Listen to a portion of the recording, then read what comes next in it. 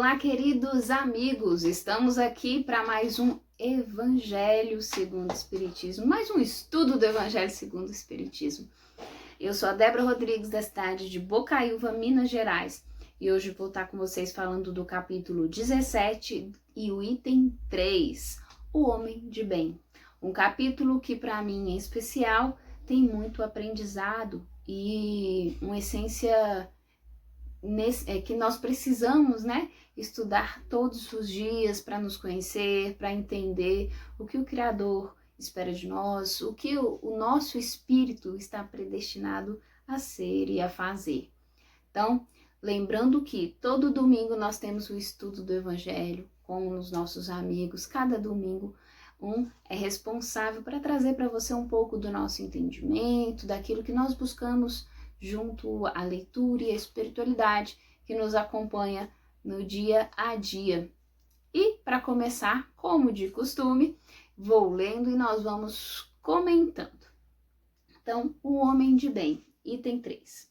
O verdadeiro homem de bem é o que cumpre a lei de justiça, de amor e de caridade, na sua maior pureza. Se ele interroga a consciência sobre seus próprios atos, perguntará a si mesmo se não violou essa lei, se não praticou mal, se fez todo o bem que podia, se desprezou voluntariamente alguma ocasião de ser útil, se ninguém tem qualquer queixa dele, enfim, se fez a outrem tudo o que gostaria que lhe fizesse. Então, os espíritos vêm trazendo pra gente a questão que, para começar, um homem de bem é aquele que está voltado a si mesmo e sempre se questionando: pera, eu tô agindo corretamente? As minhas decisões, elas estão pautadas na lei da justiça, do amor e da caridade, que a gente vai entender nos estudos que não dá para existir uma sem a outra. Então, as minhas decisões, as minhas atitudes estão pautadas na lei da justiça, do amor e da caridade. Tá, eu tive a oportunidade de fazer algo e deixei de fazer por inércia, por preguiça, e aí entram vários motivos que a gente não consegue, então, dizer o que poderia ser, porque é da individualidade de cada ser. E as coisas que eu fiz que causaram mal a outra pessoa, por que eu fiz, por que eu faço essas coisas ainda, porque eu permaneço nos mesmos erros, porque eu ainda tenho esses vícios, essas imperfeições. Qual caminho que eu estou deixando de enxergar, quais os passos que eu estou deixando de dar nessa caminhada aí, para mim, me tornar um espírito em ascensão, um ser melhor. Como fazer isso, né? O porquê, eu acho que é uma pergunta que não caberia, porque a gente sabe da necessidade do bem em nós, da necessidade de sermos seres bons e de bem. Tem uma diferença. O Livro dos Espíritos explica que não basta ser bom, tem que fazer o bem. Então não basta só ser um ser calmo, tolerante, amoroso, eu tenho que ser proativo para o bem. Então eu tenho que ser caridoso, eu tenho que ser um ser que estou sempre para o outro, mas respeitando a mim diante das leis divinas, né? Claro, amor próprio e orgulho tem uma diferença muito grande. Mas aí esses questionamentos que são feitos, né? Para ser esse homem de bem, essa volta em si mesmo, essa volta na sua essência espiritual, que é um pouco diferente daquilo que nós vivemos na carne, né?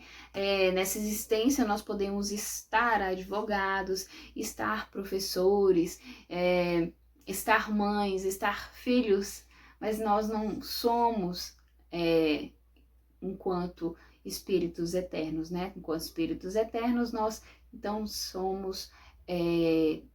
estamos numa outra condição, numa outra organização espiritual, porque a gente lembra que essa organização física que nós conhecemos, ela é uma forma que a espiritualidade encontrou para nós evoluirmos diante das condições e conhecimentos que nós temos sobre aquilo que é necessário para essa evolução.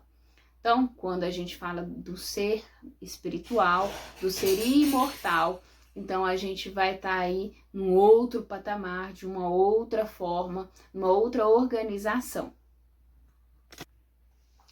E aí, continuando, né?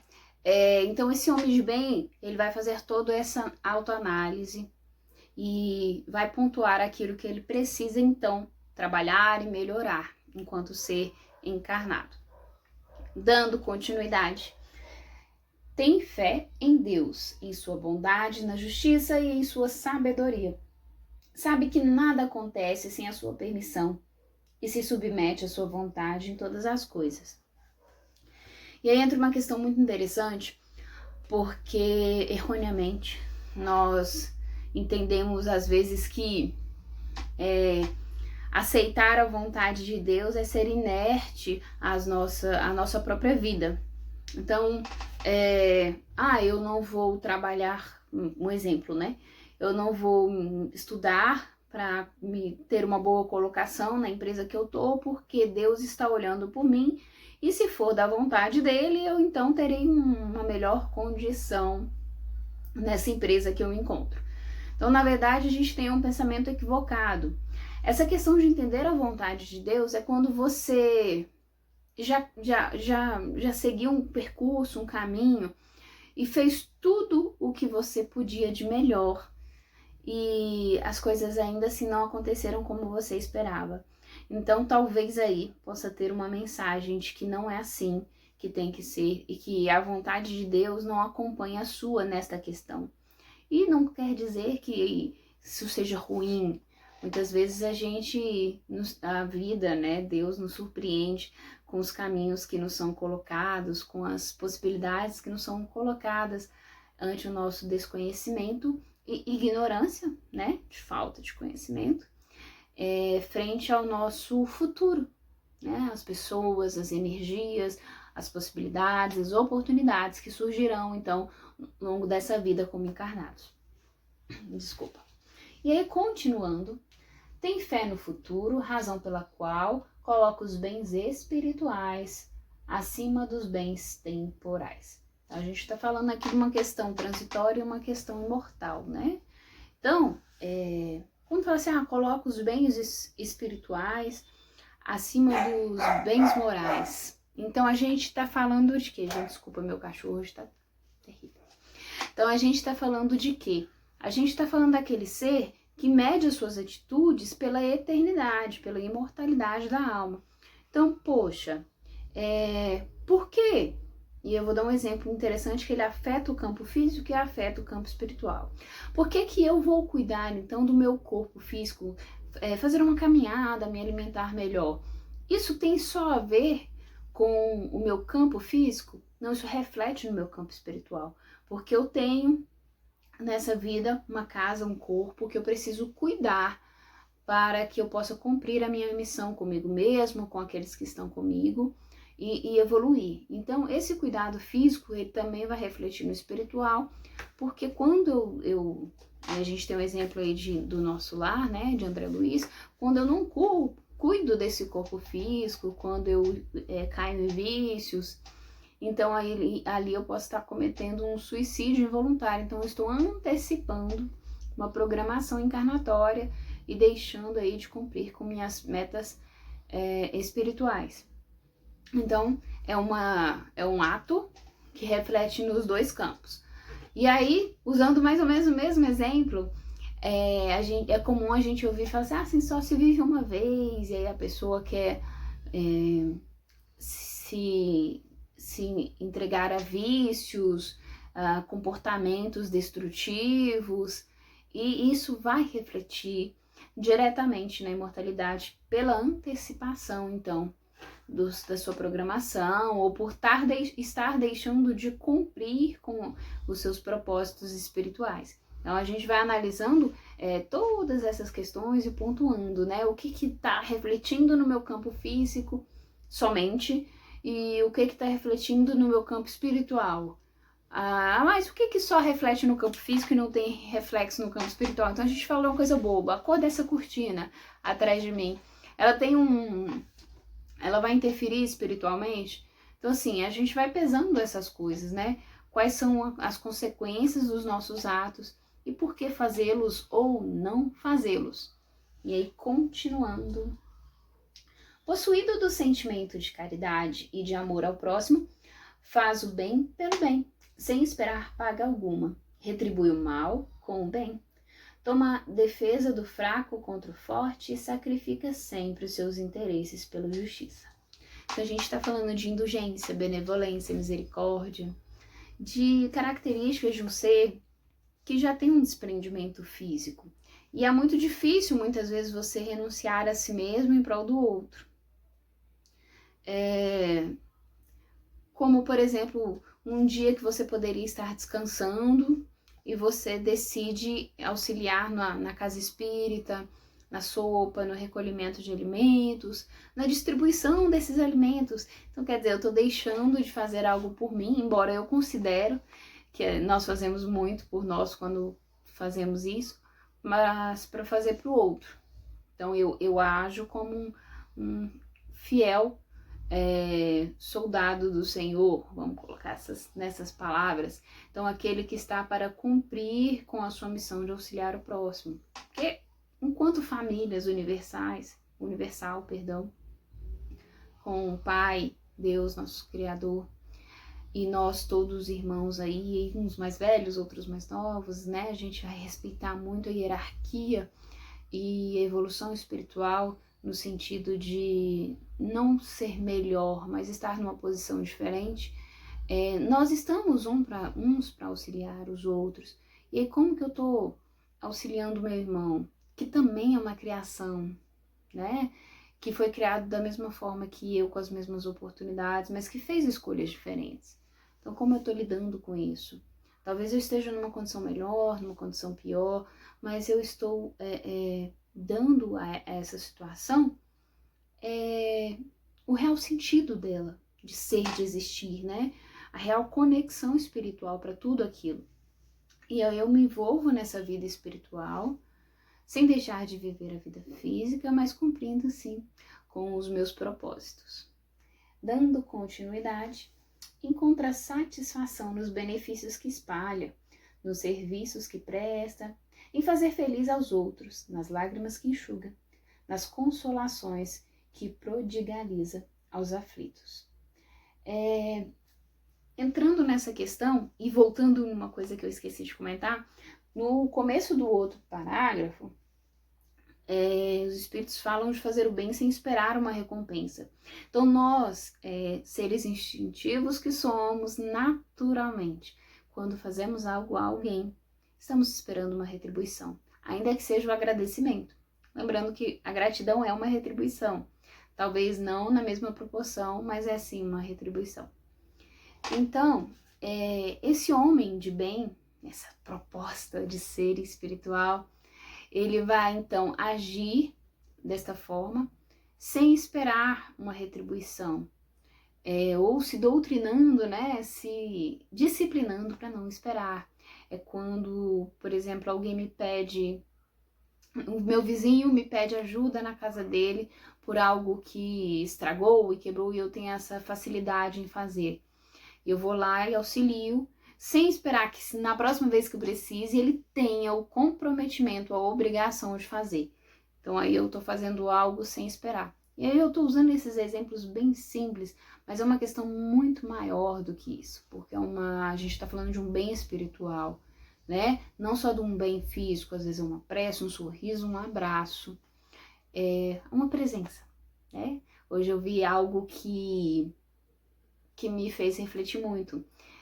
Nós estamos numa era de depressão e ansiedade muito afloradas, né? Porque a gente tem mais acesso à consciência, aos nossos atos, e a gente entende mais rapidamente que o que nós fizemos, se é bom ou não tão bom, ou ruim.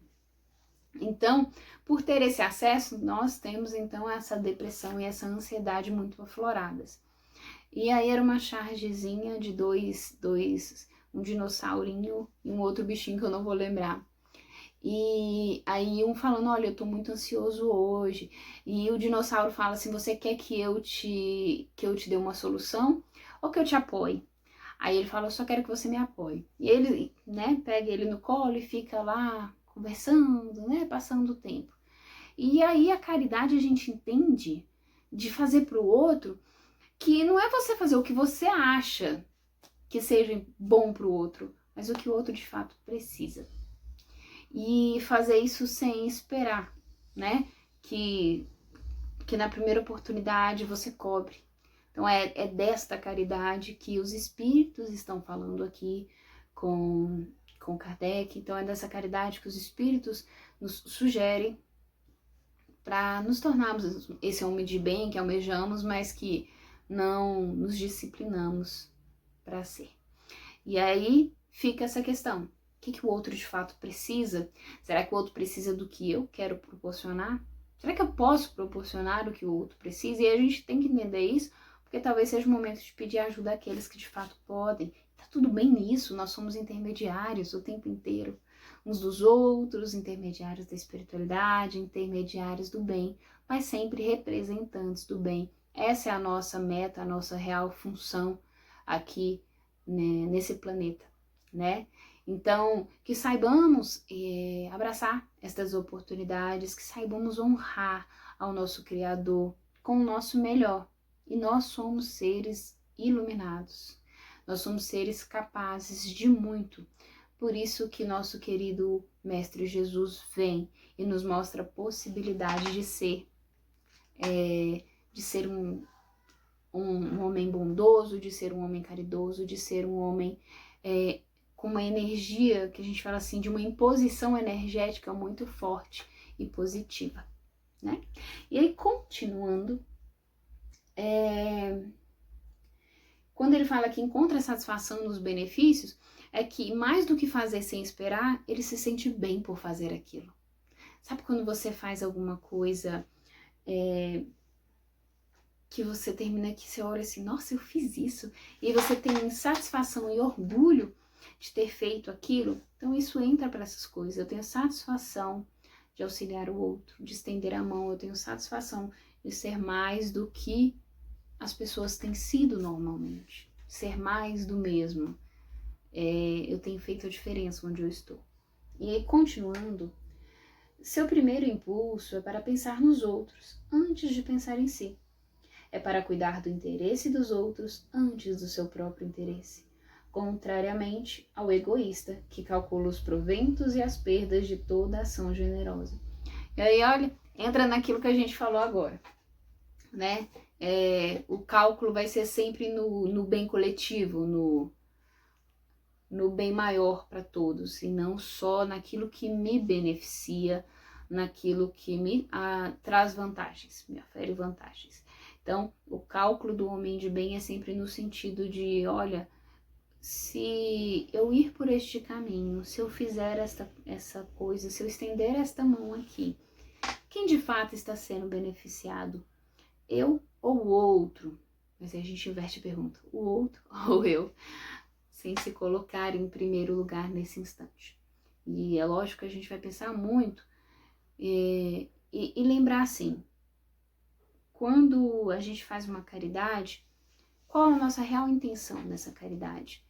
É mostrar para os outros que nós somos bons ou fazer uma transformação moral mesmo em nós? Exercitar mais este lado amoroso, esse lado caridoso, esse lado que olha para o outro e diz, olha, eu estou aqui, eu vim estender a minha mão a você, você é meu irmão, nós somos iguais.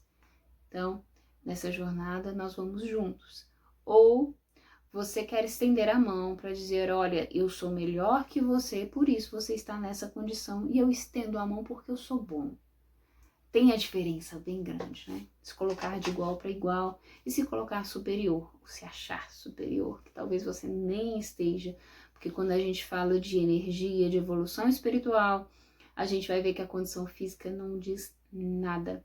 Nós podemos ter pessoas numa suposta condição elevada e de uma moralidade totalmente diminuída, ao passo que nós podemos ter pessoas menos abastadas, passam por dificuldades, mas de uma evolução moral grandiosa, porque abdicaram de algo para sua evolução, porque estão aqui com um propósito que não seja um propósito de de uma prova do enriquecimento, né? Ou seja ela qual for. Então a gente vai sempre pesar esses aspectos e essas situações para ver. Então, os meus atos dizem da minha vontade de ajudar ou da minha vontade de ser melhor que o outro. A gente faz essa análise e pensa muito nos nossos direcionamentos. E aí talvez você fale assim para mim, nossa, Débora, eu fiz essa reflexão e houve vezes que eu agi sim, para mostrar que eu era melhor que o outro. E agora? Está tudo perdido? Não, não tá. Porque a espiritualidade aproveita tudo. Então, mesmo que você auxiliou para mostrar para o outro que é melhor que ele, para ter um status, né? Hoje, numa era digital de informação, às vezes a gente busca status. Eu me incluo nisso porque eu não sou perfeita. E às vezes nas nossas escolhas isso fica escondido, latente, involuntário e a gente age por isso. Então, aí você questiona, isso tá perdido, né? Não, a espiritualidade aproveita isso. A espiritualidade traz, então, para aqueles que necessitam essa energia, esse auxílio material que seja. E a diferença é que é no pagamento, né? No bônus espiritual. Se eu tivesse ali 10 bônus por ter feito algo, então a gente vai ter ali uns descontinhos porque nós não fizemos realmente com amor e com o afeto que a espiritualidade esperava de nós, para que fosse feito aquilo, né? Para que fosse entregue aquilo àquele que recebeu. Mas não está perdido. E não está perdido por quê também? Porque nós vamos disciplinando o nosso corpo ao bem. Nós vamos inclinando o nosso corpo ao bem, as nossas escolhas ao bem. Como? Mesmo que sem ser voluntário, mesmo que seja sem ser involuntário, né, um ato natural do corpo, eu passo a prestar o auxílio ao outro, aquilo vai passando a ser parte de mim, e aí vai me gerando uma necessidade em fazer aquilo. É como um hábito alimentar. Tirar o açúcar, por exemplo. Quem não tem o hábito de consumir, quem tem o hábito de consumir açúcar resolve tirar. Desculpa. Então você vai passar ali por um período de adaptação, que você vai achar muito ruim as coisas que você prova, você vai tomar, mas tá difícil isso. E aí vai chegar um momento que vai ser algo natural para você. E você até estranha quando tem o açúcar ali, por exemplo, no café. Adoro café. Eu não utilizo açúcar. Então, assim, o início para mim foi muito difícil. Tirar o açúcar foi muito difícil. É um vício, açúcar é um vício. Mas se tornou algo natural para mim hoje, já tem alguns anos que eu sigo assim. E tá tudo bem. E assim é o ser amoroso, E assim é o ser amoroso, o ser de bem. Ele vai agir dessa forma. Então, primeiro mecanicamente, e até que aquilo se torne algo natural do seu corpo, né? Natural do seu espírito, e ele age dessa forma, né? E continuando aqui, é bom, humano e benevolente para com todos, sem distinção de raças nem de crenças, porque em todos os homens vê irmãos seus. Respeita nos outros todas as convicções sinceras e não lança anatema. Anátema? Ai, trava a língua. Aos que não pensam como ele. Então, quer dizer, não julga aqueles que não seguem o seu caminho, aquele caminho que ele julga correto. Ele auxilia, ele é benevolente, ele não se importa com aquele que está sendo auxiliado, de quem é aquele que está sendo auxiliado, se julga se ele merece ou não, que não cabe a nós. Então, ele simplesmente faz, ele simplesmente é bom, ele é do bem, ele simplesmente age, porque aquilo é algo natural, entra no que nós falamos agora. Ele se disciplinou a ser esse ser de bem. E aí, continuando, em todas as circunstâncias, a caridade é o seu guia, pois está ciente de que aquele que prejudica a outrem com palavras malévolas, que fere com o seu orgulho, o seu desprezo, a suscetibilidade de alguém, que não recua a ideia de causar um sofrimento, uma contrariedade, ainda que ligeira, quando a pode evitar, falta o dever de amor ao próximo e não merece a clemência do Senhor. Então entra na questão da análise dos nossos atos, das consequências dos nossos atos. Então a gente pesa assim, poxa, o que eu tô fazendo hoje? Né? Eu tô agindo verdadeiramente? Tá, eu não tô, mas eu estou me disciplinando a fazer isso. Ou não tô e também não estou me disciplinando, não estou me importando com essa situação.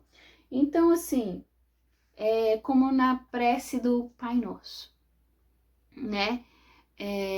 Que nós perdoemos, assim como nós queremos ser perdoados pelo Criador, né? Alguns dizem, né, ser perdoado por Deus. Eu tenho uma concepção um pouco diferente sobre isso. E ser perdoado por outros. Então, o que eu estou fazendo é algo que eu espero receber? Ou eu estou fazendo algo que eu não espero receber e estou esperando receber sem fazer a conta corretamente? A gente, nessa análise, nessa autoanálise, a gente leva todos esses pontos em questão e essa caridade como guia, ela entra assim, como um esclarecimento espiritual de que é esse o caminho, né? Então, poxa, eu sei que eu tenho que exercer as minhas funções na minha família e que essas funções são A e B. Quando eu deixo de cumprir as funções A e B, eu estou deixando de cumprir aquilo que eu sei que é de minha responsabilidade. E assim como exercer as coisas de sua responsabilidade tem consequências, não exercê-las também tem. E aí, nesse caminho de buscar ser um homem do bem, essa receita, né? Essa receita de bolo aqui no capítulo 17, item 3, vai falar pra gente sobre isso. Então, presta atenção. Depois desse estudo, pausa aqui agora, lê, anota, faz um checklist aí do que eu tô cumprindo disso, o que eu consigo, o que eu não tô, como que eu vou cumprir, se disciplina, né? Nesse texto que é muito bonito. E aí, continuando, não tem ódio, nem rancor, nem desejo de vingança, a exemplo de Jesus, perdoa e esquece as ofensas, não se lembrando senão dos benefícios, por saber que lhe será perdoado conforme houver perdoado.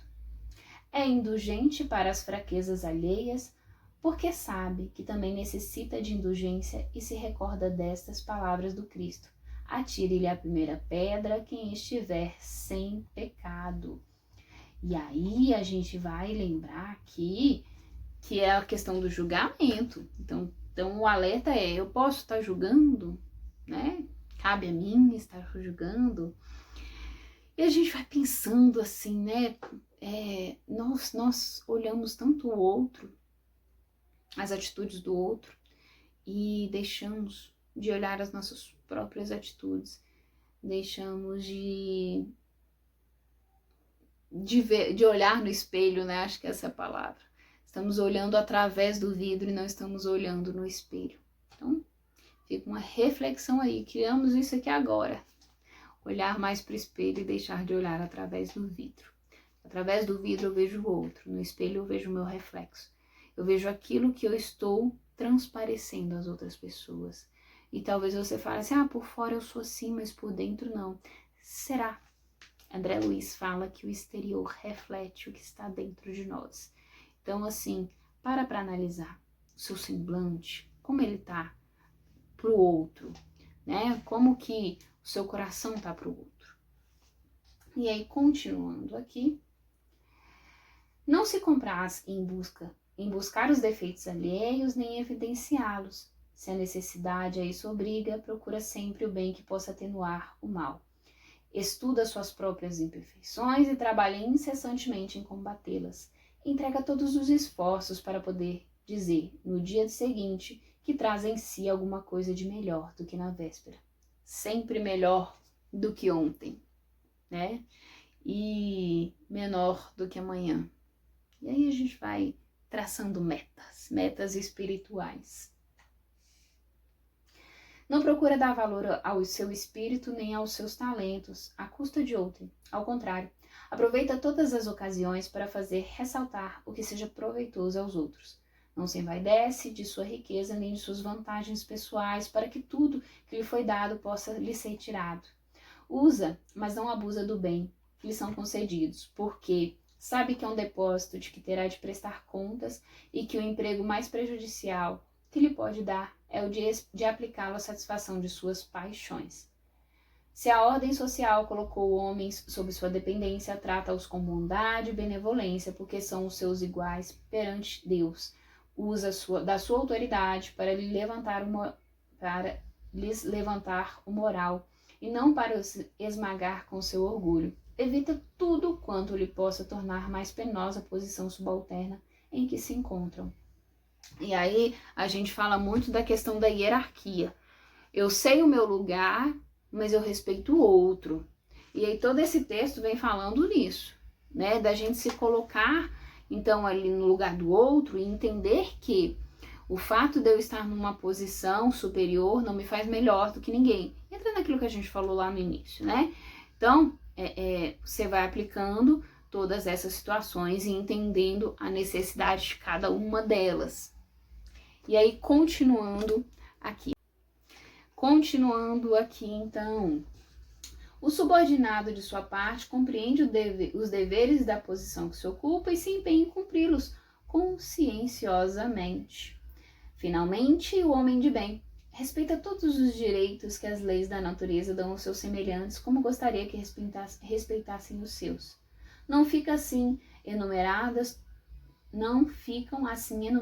todas as qualidades que distinguem o homem de bem, mas aquele que se esforce por possuir as que acabamos de mencionar já se acha no caminho que conduz a todas as demais. Então, os espíritos falam que aqui não tem um rol taxativo, né? No direito a gente fala um rol taxativo. Então faz o item 1, 2, 3 e tá tudo certo. Mas existe um jeito de você chegar mais próximo disso, se você seguir, então, essas orientações da espiritualidade. E aí a gente lembra que a mensagem mais forte que fica assim no texto é não fazer para o outro aquilo que nós não queremos que façam conosco. E sempre se colocando no lugar de dar e receber, de receber e dar, e entendendo que nós somos como peças de um quebra-cabeça que se complementam. Então nós precisamos uns dos outros, né?